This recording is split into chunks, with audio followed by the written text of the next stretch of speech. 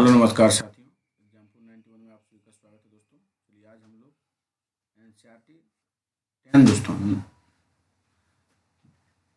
10वां class का आज NCERT हम लोग डिस्कस करने जा रहे हैं दोस्तों।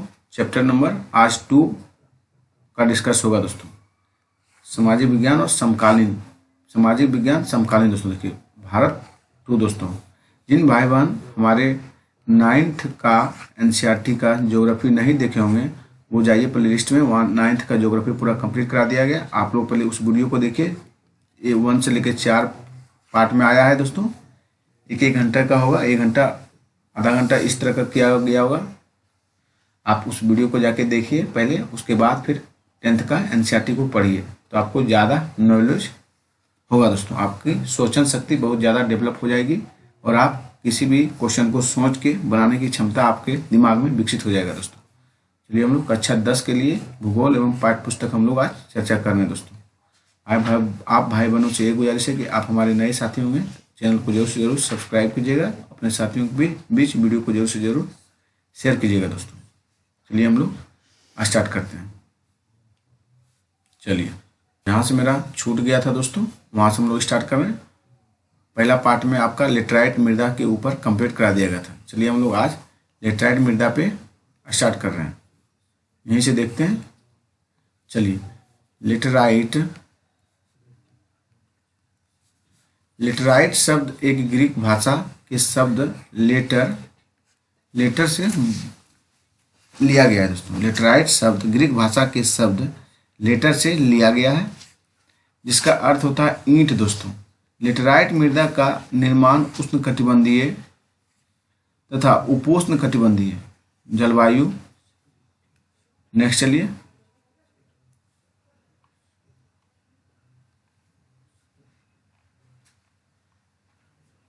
लेटराइट मृदा का ये फिगर है दोस्तों। आप लोग इसको स्टॉप वीडियो करके थोड़ा देख लीजिए बढ़िया से। लेटराइट मृदा किस तरह होती है, चट्टानी ईंटे की तरह दोस्तों, देखिए। चलिए क्षेत्रों में आर्द्र तथा शुष्क मृदाओं, शुष्क ऋतुओं के एक के बाद एक आने के कारण होता है। यह भारी वर्षा से अत्यधिक निक्षालन दोस्तों, निक्षालन का परिणाम है। लेटराइट मृदा अधिकतर गहरी तथा अम्लीय, लेटराइट मृदा जो होता है दोस्तों अधिकतर गहरी तथा अम्लीय प्रकार की होती है। pH मान इसका 6.0 होती है दोस्तों। इसमें सामान्यतः पौधे के पोषक तत्वों की कमी होती है, पौधे की पोषक तत्व की कमी होती है। यह अधिकतर दक्षिणी राज्यों जैसे महाराष्ट्र के पश्चिमी घाट क्षेत्रों, उड़ीसा, पश्चिम बंगाल के कुछ भागों तथा उत्तर पूर्वी प्रदेशों में पाई जाती है, जहां इस मिट्टी में पर्णपाती और सदाबहार वन मिलते हैं दोस्तों। इस मिट्टी में किस तरह के वन मिलते हैं, पर्णपाती और सदाबहार वन मिलते हैं। वहाँ इसमें ह्यूमस पर्याप्त रूप में पाया जाता है दोस्तों। लेकिन विरल वनस्पति और अर्ध शुष्क पर्यावरण में इसमें ह्यूमस की मात्रा कम पाई जाती है दोस्तों। क्या बोला गया फिर देखिए, लेकिन विरल वनस्पति और अर्ध शुष्क पर्यावरण में इसमें ह्यूमस की मात्रा कम पाई जाती है। स्थल रूपों पर उनकी स्थिति के अनुसार उनमें अपरदन तथा भूमि निम्नीकरण की संभावना होती है। मृदा संरक्षण की उचित तकनीक अपनाकर इन मृदाओं पर कर्नाटक और केरल और तमिलनाडु दोस्तों में चाय और कॉफी उगाई जाती है। तमिलनाडु, आंध्र प्रदेश और केरल की लाल लेटराइट मृदाएं काजू की फसल के लिए अधिक उपयुक्त है दोस्तों। काजू की फसल के लिए क्या अधिक उपयुक्त है दोस्तों। चलिए मरुस्थलीय मृदा हम लोग देखते हैं। मरुस्थलीय मृदाओं का रंग लाल और भूरा होता है दोस्तों। मरुस्थलीय मृदाओं का रंग कैसा होता है, लाल और भूरा। ये मृदाएं आमतौर पर रेतीली और लवणीय होती है। ये मृदाएं जो आमतौर पर कैसी होती है, रेतीली और लवणीय दोस्तों, मरुस्थलीय मृदा जो होती है। कुछ क्षेत्रों में नमक की मात्रा इतनी अधिक है कि झीलों से जल वाष्पीकृत करके खाने का नमक भी बनाया जाता है दोस्तों।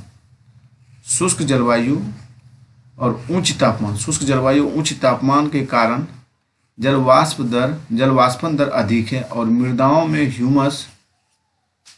ह्यूमस और नमी की मात्रा कम होती है। मृदा की सतह के नीचे कैल्शियम की मात्रा बढ़ती चली गई है दोस्तों। मृदा की सतह के नीचे क्या कैल्शियम की मात्रा बढ़ती चली जाती है और नीचे की परतों में चूने के कंकड़ की सतह पाई जाती है। इसके हम लोग नेक्स्ट पार्ट पर देखिए, ये आपका मरुस्थलीय मृदा है दोस्तों। देखिए किस तरह रेतीली कांटेदार झाड़ी होती है दोस्तों। देखिए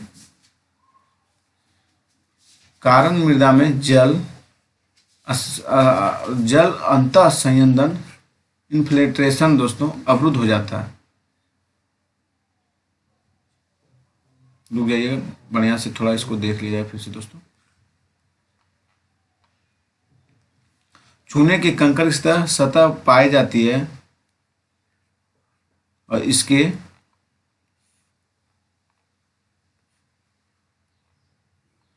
कारण मृदा में जल अंतः संयंदन अवरुद्ध हो जाता है और इस मृदा को सही तरीके से सिंचित करके कृषि योग्य बनाया जा सकता है, जैसे पश्चिमी राजस्थान में हो रहा है जिस तरह दोस्तों।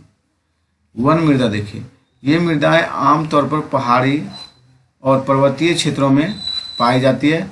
यहाँ पर्याप्त वर्षा वन उपलब्ध होता है, पर्याप्त वर्षा वन उपलब्ध है। इन मृदाओं के गठन में पर्वतीय पर्यावरण के अनुसार बदलाव आता है।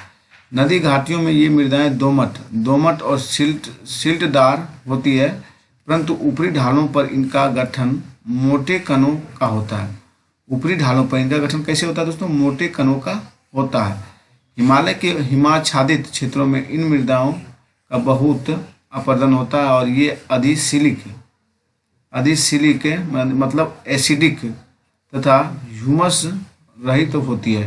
नदी घाटियों के निचले क्षेत्रों में विशेषकर नदी सोपानों और जलोढ़ पंखों आदि में ये मृदाएं उपजाऊ होती है दोस्तों।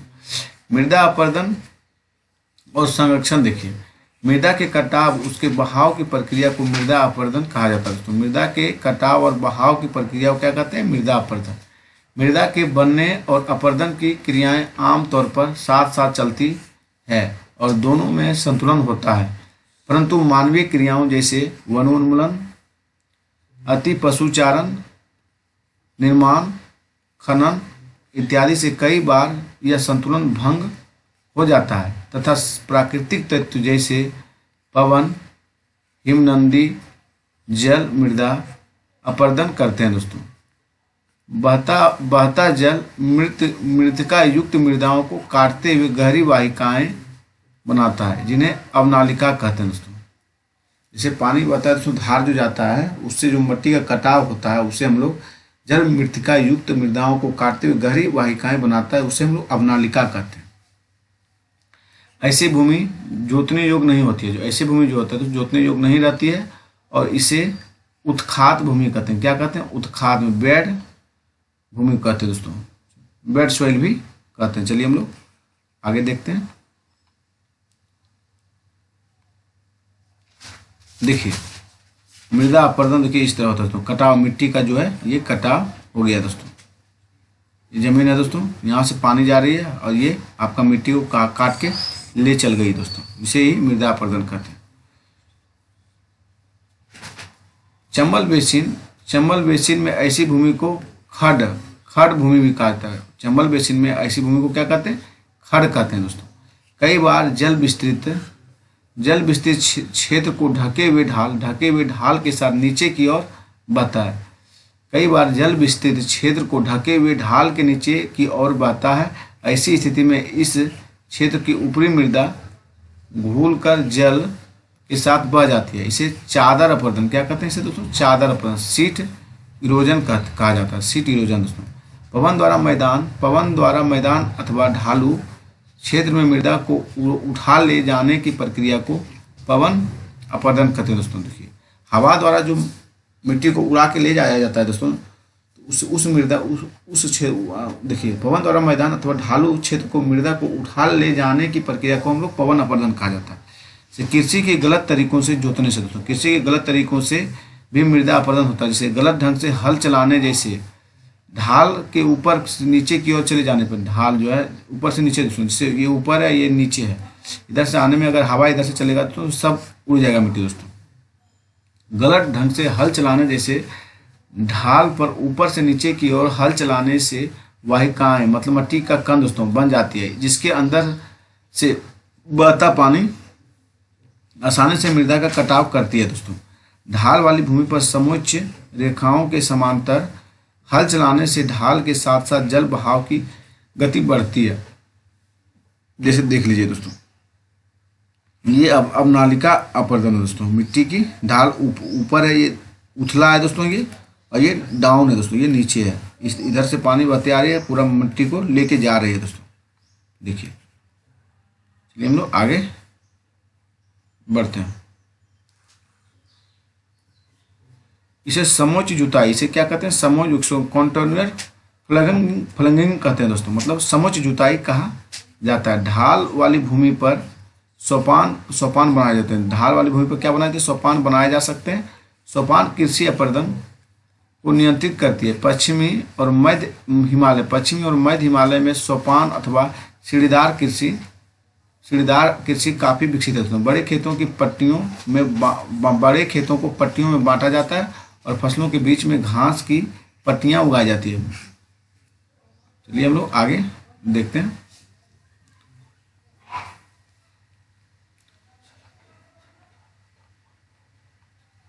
और ये पवनों द्वारा जनित बल को कमजोर करती है, और इस तरीके से मिट्टी कृषि स्ट्रिप फार्मिंग कहते हैं इसे दोस्तों। पेड़ों को कतारों में लगाकर रक्षक मेखला बनाना भी पवनों की गति को कम करता है। इन रक्षक पेटियों का पश्चिमी भारत में रेत के टीलों के स्थायीकरण में महत्वपूर्ण योगदान रहा दोस्तों। पश्चिम भारत में रेत के टीलों को स्थायीकरण में महत्वपूर्ण योगदान रहा रक्षक पेटियों का दोस्तों। चलिए हम लोग आगे चलते हैं।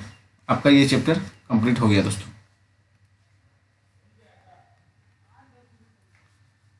चलिए देखते हैं।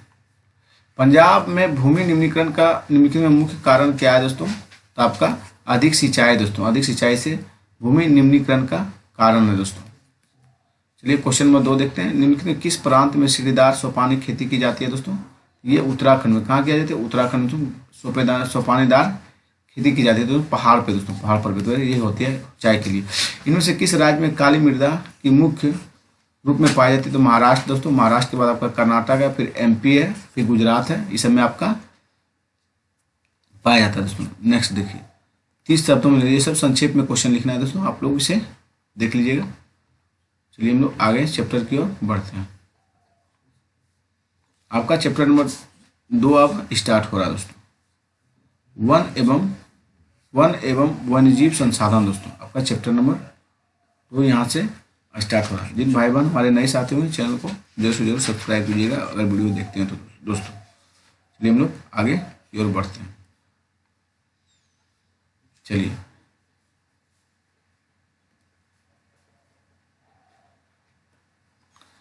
नरक, मेरे ईश्वर लेप्चाओं की दुनिया में आप संगीत के जनक हैं।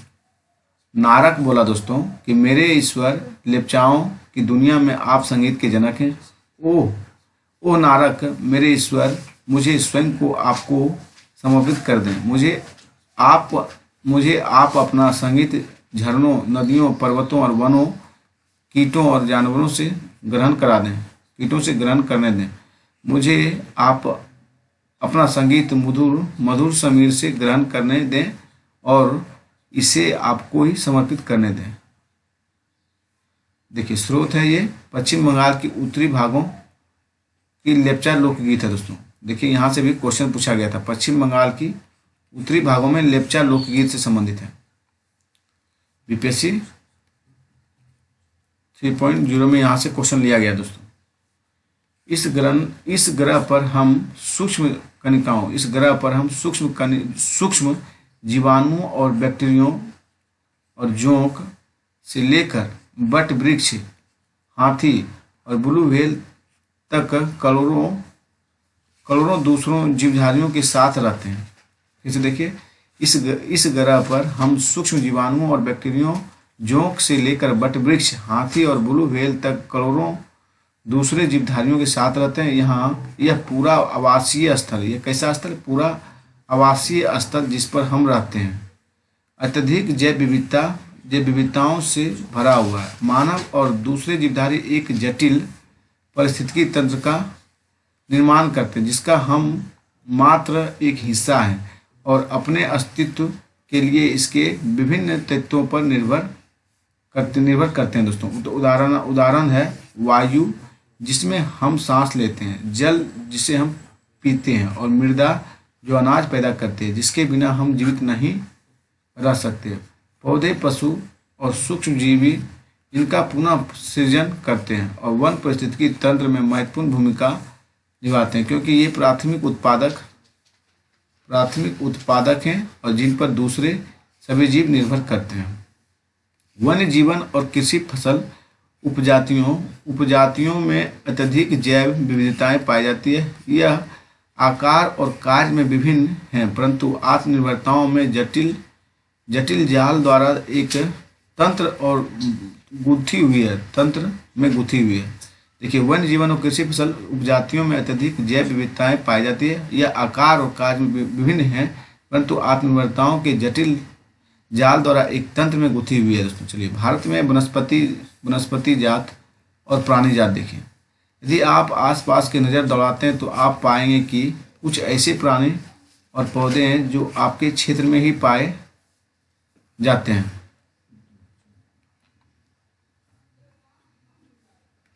वास्तव में भारत जैव विविधता के संदर्भ में विश्व में सबसे समृद्ध देशों में से एक है। यहाँ विश्व की सारी जैव उपजातियों की 8% संख्या लगभग 16 लाख पाई जाती है। दोस्तों, ये अभी खोजी जाने वाली उपजातियों में से 2-3 गुना है। दोस्तों, 2 या 3 गुना है। आप पहले ही भारत में पाए जाने वाले वनों और अन्य जीव संसाधनों के क्षेत्रफल और किस्मों के बारे में पढ़ चुके हैं। आपने सोचा होगा कि इन संसाधनों का आपके दैनिक जीवन में क्या महत्व है।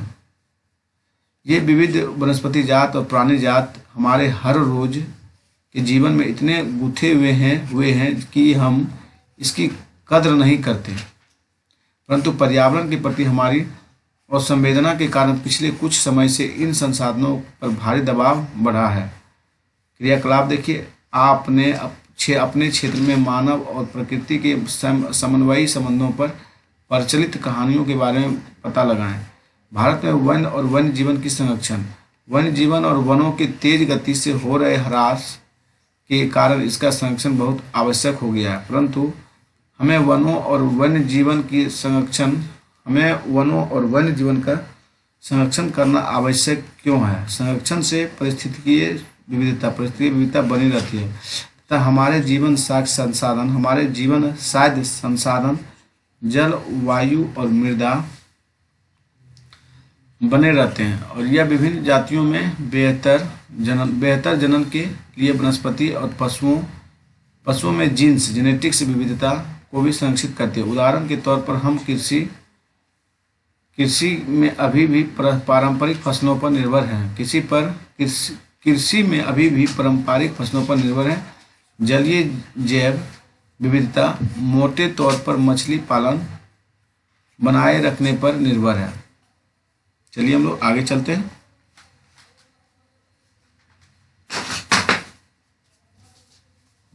जिसे देखिए दोस्तों,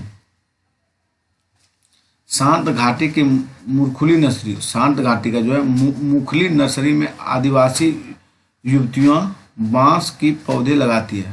शांत घाटी में जो है मुरखुली नर्सरी में आदिवासी युवतियां बांस के पौधे को लगाती है। देख लीजिए, लगा रही है। चलिए हम आगे फिर देखते हैं। छोटे छोटे जंगली उत्पादों को बेचती आदिवासी महिलाएं।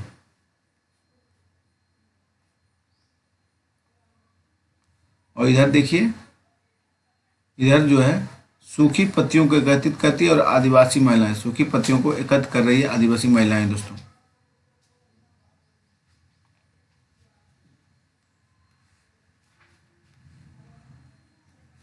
1960 और 1970 के दशकों में के दौरान पर्यावरण संरक्षकों ने राष्ट्रीय वन्यजीव सुरक्षा कार्यक्रम की पुरजोर मांग की।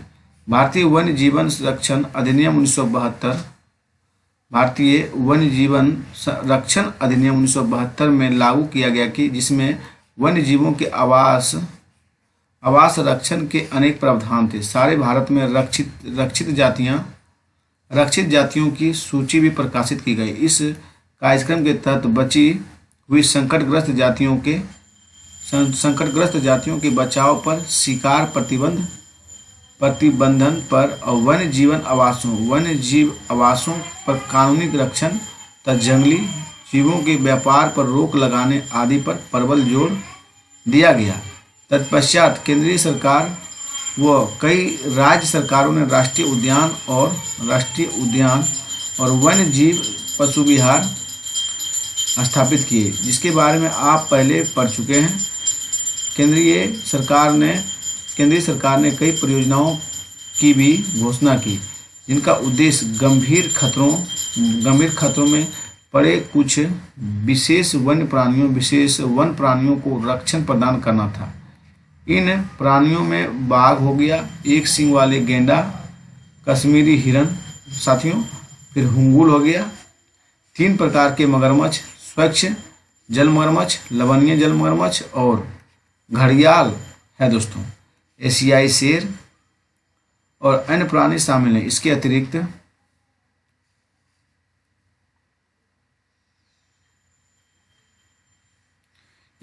कुछ समय पहले भारतीय हाथी, काला हिरन, चिंकारा, भारतीय गोंडावन, बस्टर्ड और हिम तेंदुओं आदि के शिकार और व्यापार पर संपूर्ण अथवा आंशिक प्रतिबंध लगाकर कानूनी रक्षण किया गया दोस्तों। चलिए बाघ परियोजना देखिए। वन्य जीव संरचना में बाघ टाइगर एक महत्वपूर्ण जंगली जाति है दोस्तों। 1973 में अधिकारियों ने पाया कि देश में 20वीं शताब्दी के आरंभ में बाघों की अनुमानित संख्या 55,000 से घटकर मात्र 1827 रह गई है दोस्तों। देखिए 20वीं शताब्दी के आरंभ में बाघों की अनुमानित संख्या 55,000 से घटकर कितना रह गई दोस्तों? 1827 रह गई। बाघों को मारकर उनको व्यापार के लिए चोरी करना और आवासीय स्थलों का सिकुड़ना, भोजन के लिए आवश्यक जंगली उपजातियों की संख्या कम होना, जनसंख्या में वृद्धि बाघों की घटती संख्या के मुख्य कारण है। बाघों की खाल का व्यापार और उनकी हड्डियों एशियाई देशों में परंपरागत औषधियों में प्रयोग के कारण यह जाति विलुप्त होने के कगार पर पहुंच गई दोस्तों। चूंकि भारत और नेपाल दुनिया की 2/3 बाघों को आवास उपलब्ध करवाते हैं, अतः यह देश ही शिकार, चोरी और गैर कानूनी व्यापार करने वालों के मुख्य निशाने पर हैं। प्रोजेक्ट टाइगर विश्व की बेहतरीन वन्य जीव परियोजनाओं में से एक है और इसकी शुरुआत 1973 में हुई है। बाघ संरक्षण मात्र एक संकटग्रस्त जाति को बचाने का प्रयास नहीं, अपितु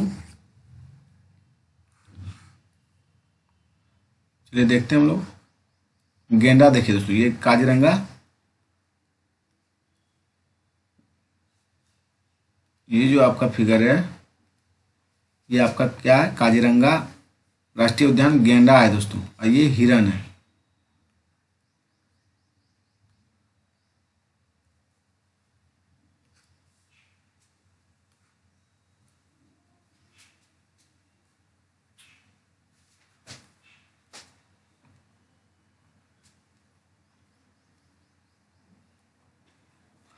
अपितु जलीय सरकार के प्रबंधन में है। इन्हें निम्नलिखित वर्गों में बांटा गया दोस्तों।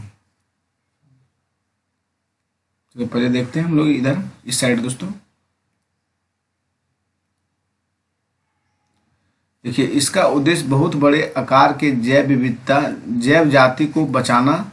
उत्तराखंड में कॉर्बेट राष्ट्रीय उद्यान पश्चिम बंगाल में, सुंदरवन राष्ट्रीय उद्यान मध्य प्रदेश में, बांधवगढ़ राष्ट्रीय उद्यान राजस्थान में दोस्तों, सरिस्का वन्यजीव पशु विहार राजस्थान में है, और असम में आपका मानस बाघ रिजर्व, और केरल में पेरियार बाघ रिजर्व है। भारत में बाघ संरक्षण परियोजनाओं का उदाहरण है दोस्तों, बाघ संरक्षण परियोजनाओं के उदाहरण है। चलिए, आजकल संरक्षण परियोजनाएं जैव विविधताओं पर केंद्रित होती है, ना कि इसके विभिन्न घटकों पर। संरक्षण के विभिन्न तरीकों की गहनता से खोज की जा रही है। संरक्षण नियोजन में कीटों को भी महत्व मिल रहा है। वन्य जीव अधिनियम 1980 और 1986 के तहत सैकड़ों तितलियों, पतंगों और भृंगों और एक ड्रैगन फ्लाई को भी संरक्षित जातियों में शामिल किया गया है। 1951 में पौधों की कुल 6 प्रजातियां पहली बार इस सूची में रखी गई दोस्तों, 1991 में दोस्तों। चलिए, क्रियाकलाप देखिए। भारत में वन्य जीव पशु विहार और राष्ट्रीय उद्यानों के बारे में और जानकारी प्राप्त करें और उनकी स्थिति मानचित्र पर अंकित करें दोस्तों। चलिए देखते हैं हम लोग।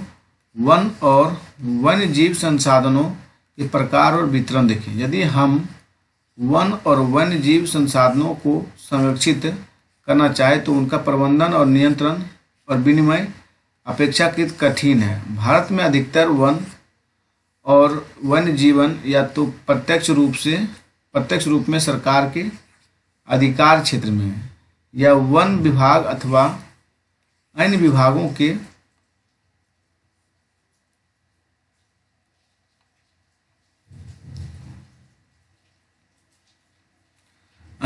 के जरिए सरकार के प्रबंधन में है। निम्नलिखित वर्गों में बांटा गया दोस्तों। देखिए, आरक्षित वन दोस्तों, देश में आधे से अधिक वन क्षेत्र आरक्षित वन घोषित किए गए। देश में आधे से अधिक वन जो है आरक्षित वन घोषित किए हैं। जहां तक वन और वन्य प्राणियों के संरक्षण की बात है, आरक्षित वनों को सर्वाधिक मूल्यवान माना जाता है दोस्तों।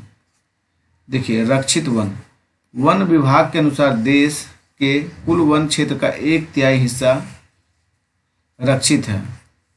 इन वनों को और अधिक नष्ट होने से बचाने के लिए इसकी सुरक्षा की जाती है। और अवर्गीकृत वन दोस्तों, अवर्गीकृत वन दोस्तों, अन्य सभी प्रकार के वन और बंजर भूमि जो सरकार, व्यक्तियों और समुदायों के स्वामित्व में होते हैं, अवर्गीकृत वन कहे जाते हैं।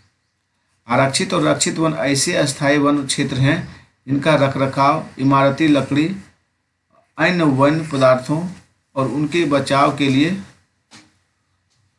लिए किया जाता है।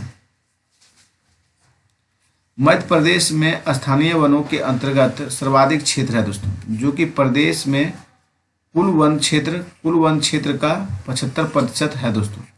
इसके अतिरिक्त जम्मू कश्मीर, आंध्र प्रदेश, उत्तराखंड, केरल, तमिलनाडु, पश्चिम बंगाल, महाराष्ट्र में भी कुल वनों के एक बड़ा अनुपात आरक्षित वनों का है दोस्तों। जबकि बिहार, हरियाणा, पंजाब, हिमाचल प्रदेश, उड़ीसा, राजस्थान में कुल वनों में रक्षित वनों का एक बड़ा अनुपात है। पूर्वोत्तर के सभी राज्यों में गुजरात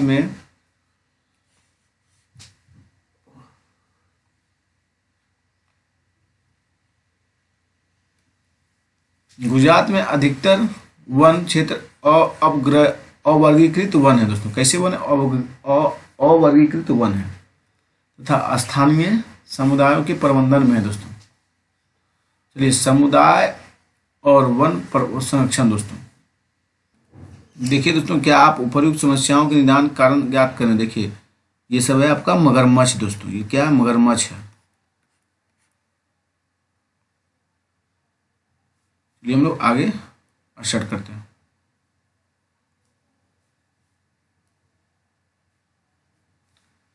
वन संरक्षण की नीतियां हमारे देश में कोई नई बात नहीं है।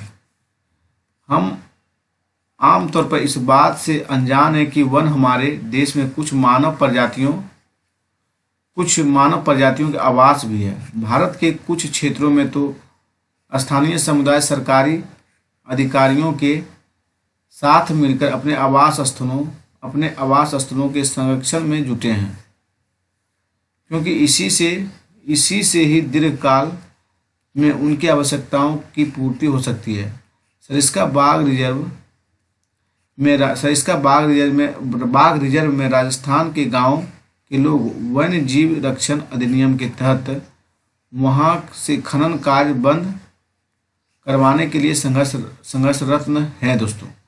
कई क्षेत्रों में तो लोग स्वयं वन्य जीव आवासों की रक्षा कर रहे हैं और सरकार की ओर से हस्तक्षेप भी स्वीकार नहीं कर रहे हैं। राजस्थान के अलवर जिले में 5 गांवों के लोगों ने 1200 हेक्टेयर वन भूमि भैरोदेव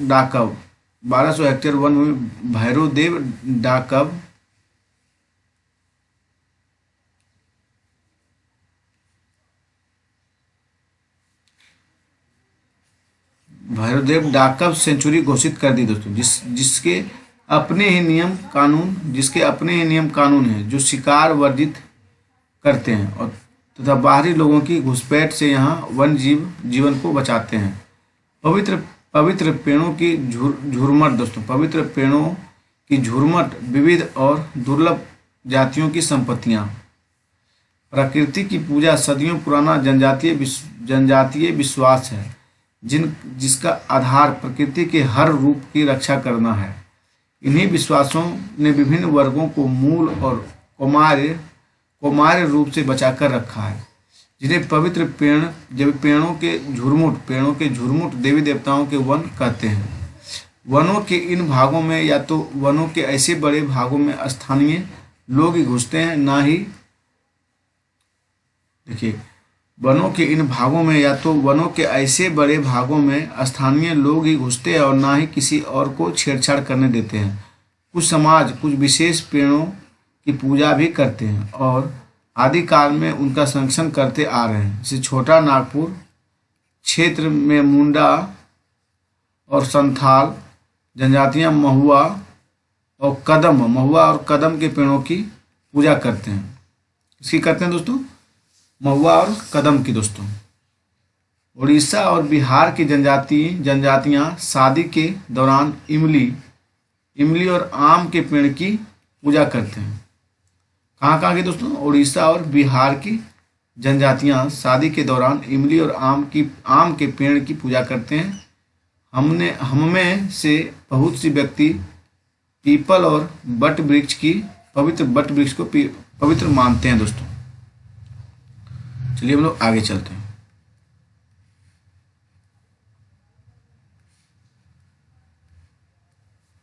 भारतीय समाज में अनेक संस्कृतियां हैं और प्रत्येक संस्कृति में प्राकृतिक और इसकी कृतियों को संरक्षित करने के अपने पारंपरिक तरीके हैं। आमतौर पर झरनों, पहाड़ी चोटियों, पेड़ों और पशुओं को पवित्र मानकर उनका संरक्षण किया जाता है। आप अनेक मंदिरों के आसपास बंदर और लंगूर पाएंगे। उपासक उन्हें खिलाते पिलाते हैं। उपासक जो है दोस्तों उन्हें खिलाते पिलाते हैं और मंदिरों के भक्तों में गिनते हैं।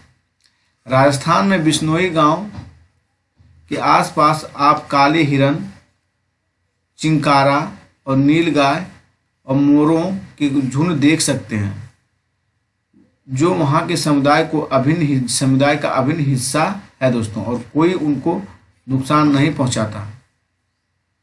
क्रियाकलाप देखिए, आप अपने आसपास के किसी ऐसी रीति रिवाज के बारे में एक लेख लिखें जो पर्यावरण बचाव और संरक्षण में मदद करते हैं। हिमालय के प्रसिद्ध चिपको आंदोलन के कई क्षेत्रों में वन कटाई रोकने में ही कामयाब नहीं रहा, अपितु यह भी दिखाया कि स्थानीय पौधों की जातियों को प्रयोग करके सामुदायिक वनीकरण अभियान को सफल बनाया जा सकता है। पारंपरिक संरक्षण तरीकों को पुनर्जीवित अथवा पारिस्थितिकीय कृषि के नए तरीकों का विकास अब व्यापक हो गया है। टिहरी में किसानों का बीज बचाओ आंदोलन और नवदायन ने दिखा दिया। टिहरी में किसानों का बीज बचाओ आंदोलन और नवदानयन ने दिखा दिया कि रासायनिक उर्वरकों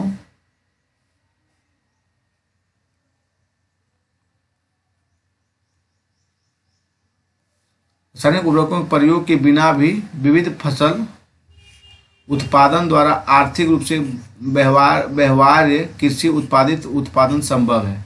भारत में संयुक्त वन प्रबंधन कार्यक्रम क्षरित वनों के प्रबंधन पुनर्निर्माण में स्थानीय समुदाय की भूमिका के महत्व को उजागर करते हैं।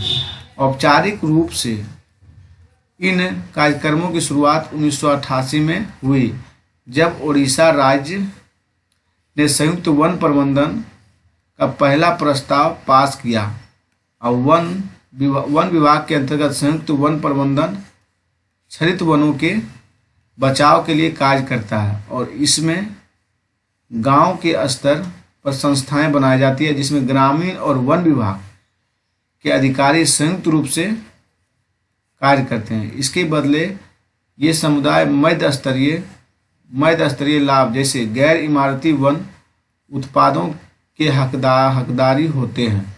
सफल संरक्षण से प्राप्त इमारती लकड़ी लाभ में भी भागीदारी होते हैं।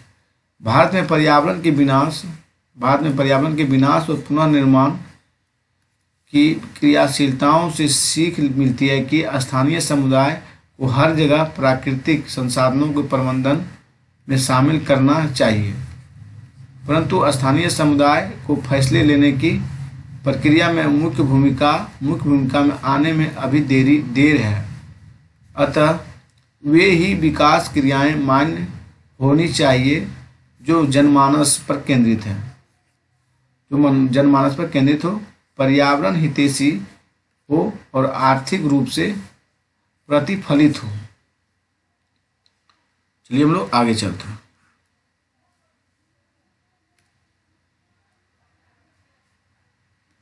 चलिए आपका चैप्टर नंबर 2 कंप्लीट हो गया दोस्तों। पेड़ एक अवशेष और सीमित, दयालु और उदारपूर्ण जीवधारी हैं जो अपने सतत पोषण के लिए कोई मांग नहीं करता, दानशीलता पूर्वक अपने जीवन की क्रियाओं को भेंट करता है। यह सभी की रक्षा करता है और स्वयं पर कुल्हाड़ी चलाने वाले विनाशक को भी छाया प्रदान करता है। ये गौतम बुद्ध के द्वारा कहा गया था 487 ईसा पूर्व में दोस्तों। ये पंक्ति जो है फिर से एक बार रिपीट कर लेते हैं। पेड़ एक विशेष और सीमित, दयालु और उदारपूर्ण जीवधारी है जो अपने सतत पोषण के लिए कोई मांग नहीं करता और दानशीलता पूर्वक अपने जीवन की क्रियाओं को भेंट करता है, और यह सभी की रक्षा करता है और स्वयं पर कुल्हाड़ी चलाने वाले विनाशक को भी छाया प्रदान करता है दोस्तों। चलिए हम लोग बहुविकल्पीय प्रश्न देख लेते हैं जो भी दिया गया अभ्यास है। इनमें से कौन सा संरक्षण तरीका समुदायों की सीधा भागीदारी नहीं है दोस्तों? तो संयुक्त वन प्रबंधन, चिपको आंदोलन, बीज बचाओ आंदोलन, वन्य जीव पशु विहार परमिशन दोस्तों, परिसीमन। देखिए इनमें से कौन सा संरक्षण तरीका समुदायों की भागीदारी नहीं करता दोस्तों? तो वन्य जीव विहार परिसीमन नहीं करता है। संयुक्त वन प्रबंधन करता है, बीज बचाओ आंदोलन करता है, चिपको आंदोलन करता है दोस्तों। चलिए आज आपका ये चैप्टर 2 कंप्लीट हो गया है दोस्तों। आप लोग इस वीडियो को अपने साथियों के बीच शेयर जरूर से जरूर कीजिएगा। धन्यवाद दोस्तों।